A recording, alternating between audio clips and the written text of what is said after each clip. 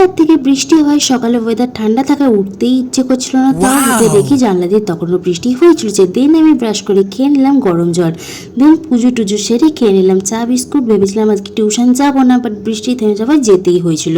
But বাড়ি আসার সময় পুরো ভিজে বাড়ি এসেছিলাম, তাই চানটা আগে সেরে নিলাম। দেন আজকে লাঞ্চে মা করছিল খুব সিম্পল রান্না, ভাত ডাল আলু পোস্ত, ডাল ভাতে পাঁপড় ভাজা আর ছিল ডিমের কারি।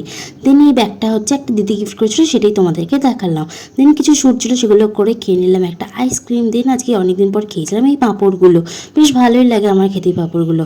তারপর তখনও দেখি আকাশ এইরকমই অবস্থা রয়েছে। আজকে অনেকদিন পর সন্ধ্যেবেলা আজকে ও এসেছিল বাড়িতে, দুজনে মিলে খেলা দেখি সারা সন্ধ্যে কাটিয়ে দিলাম।